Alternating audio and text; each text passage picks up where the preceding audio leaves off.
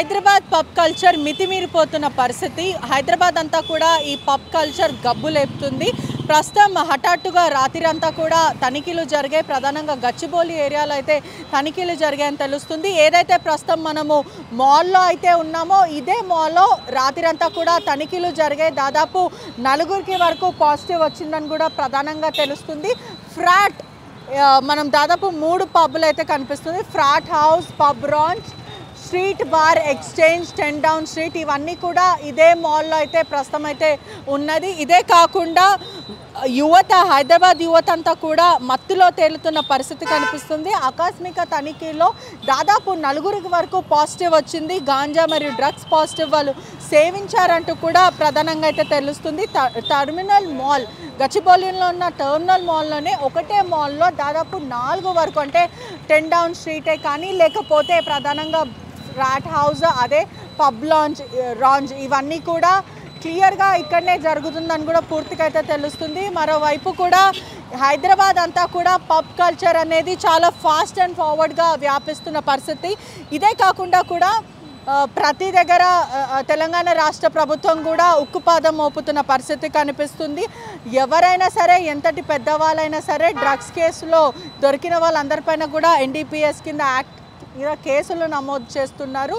ఒకవైపు యువత అంతా కూడా పబ్బులకి ఈ మధ్యకాలంలో వీకెండ్ అయితే చాలు పబ్బుల మీద పడిపోతున్న పరిస్థితి కనిపిస్తుంది. గంజాయి కానీ డ్రగ్స్ కానీ ఇవంతా కూడా ఉక్కుపాదం మోపుతున్న పరిస్థితి. నిన్న SOT పోలీసులు పక్కా సమాచారం మేరకు వచ్చి దాడి చేసిన పరిస్థితి. ఏదైతే పబ్ రఫ్ ఏదైతే ఉందో దీంట్లో ప్రధానంగా SOT రైడ్స్ చేసిన పరిస్థితి. టర్మినల్ మాల్లో ఉన్న దాదాపు 4 పబ్స్లో కూడా తనిఖీలు చేస్తారు.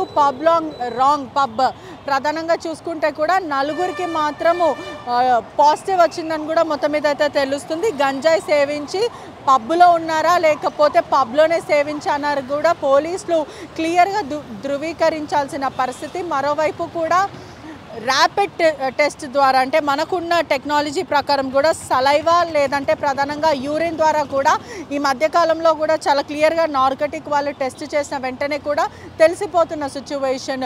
ఈ ఎవరైతే డీజే శివ అని ప్లే చేస్తున్నారో పబ్ రాంగ్లో ప్రధానంగా చూస్తుంటే కూడా ఇతను ఫ్రాట్ హౌస్లో పనిచేస్తున్న వాళ్ళందరే కానీ డీజే ప్లేయర్స్ని కూడా టెస్ట్ చేయడం జరిగింది. దాంట్లో శివ అనే వ్యక్తి కూడా పాజిటివ్ వచ్చిన పరిస్థితి. ఒకవేళ ఆయన తీసుకొచ్చాడా లేకపోతే ఎవరికైనా సరఫరా చేస్తున్నాడు. ఈ మధ్యకాలంలో కూడా పలువురు డీజే ప్లేయర్స్ దొరుకుతున్న పరిస్థితి అయితే కనిపిస్తుంది. చాలా క్లియర్గా కూడా ఇటువంటి వాళ్ళు కేవలం డీజే ప్లే చేస్తూ హైప్ క్రియేట్ చేస్తూ అక్కడ ఉన్న వాళ్ళకి కూడా డ్రగ్స్ గోవా నుంచి కానీ లేకపోతే ఇతర ప్లేసెస్లో నుంచి కూడా సరఫరా చేస్తున్న మూమెంట్ అయితే మనకు అందరికీ తెలిసిన విషయమే. కానీ ఈ మధ్యకాలము డ్రగ్స్ అనేది కూడా చాలా వైడ్గా వ్యాపిస్తున్న సిచ్యువేషన్. హైదరాబాద్ అంతా కూడా పబ్ కల్చర్కి చాలా ఈజీగా అడాప్ట్ అయ్యారు. గంజా ఎక్కడ పడితే అక్కడ సరఫరా చేస్తున్నారు. అయినప్పటికీ కూడా తెలంగాణ రాష్ట్ర ప్రభుత్వం ఉక్కుపాదం మోపుతుంది. ఇవంతా కూడా హరికట్టాలి అంటూ కూడా ఎన్నో అవేర్నెస్ క్యాంప్సే కానీ లేకపోతే అనేక గ్లోబల్ అవేర్నెస్ థింగ్స్ కూడా ఇవన్నీ కూడా చేస్తున్న పరిస్థితి. అయినప్పటికీ కూడా క్లియర్గా ప్రజలు కూడా చాలా ఇబ్బందులు పడుతున్నారంటూ కూడా వాళ్ళు చెప్తున్న పరిస్థితి అయితే ప్రస్తుతం మనకు కనిపిస్తుంది. మొత్తం మీద కూడా 4 మాత్రం అరెస్ట్ చేశారు. కస్టమర్లకి కూడా లిక్కర్ ఫుడ్ సర్వ్ చేస్తున్నట్టే అమ్మాయిలని కూడా సర్వ్ చేస్తున్న పరిస్థితి కనిపిస్తుంది. హైదరాబాద్ అంతా కూడా వ్యాపిస్తుంది. ఒకటే వైపు అంటే చాలా నీచానికి దిగజారుతున్నారని తెలుస్తుంది. కస్టమర్స్కి యువతులని ఎరగా వేస్తున్నారు. అందమైన అమ్మాయిలను కూడా ఒక్కొక్క టేబుల్ దగ్గర పెట్టడం, దాని తర్వాత వీళ్ళందరినీ పిలుచుకోవడం, ఇటువంటివి తరచూ జరుగుతున్నాయి. అంటే యువతులని ఎరవేస్తున్నారని తెలుస్తుంది. బిల్ల మీద కూడా అధికంగా బిల్లులు వేయడం, ఎందుకంటే తాగిన పర్సన్ బిల్లు చూసుకోడు, అధికంగా బిల్లులు వేయడం, ఇటువంటివి కూడా జరుగుతుంది. అడ్డు అడుపు ఇవేవి లేకుండా అద్దు దాటి ప్రవర్తిస్తున్నాయనే చెప్పచ్చు.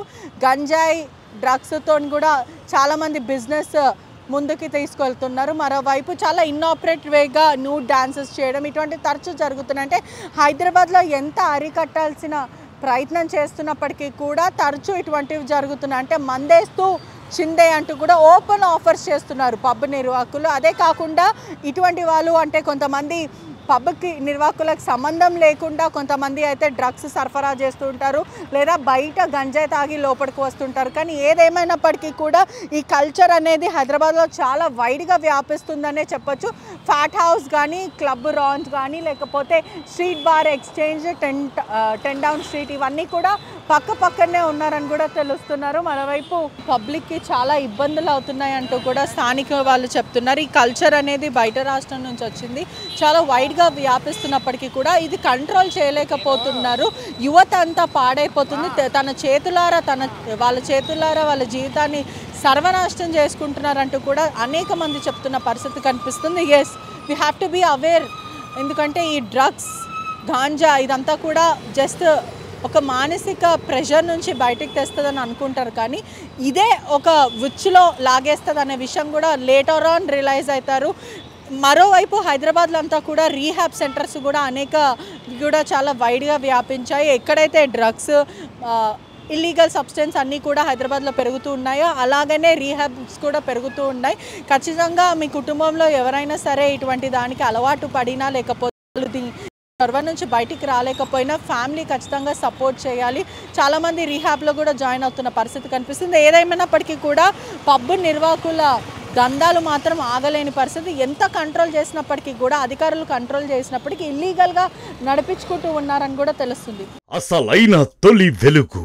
ఫాలో వాట్సాప్ @తొలి వెలుగు official.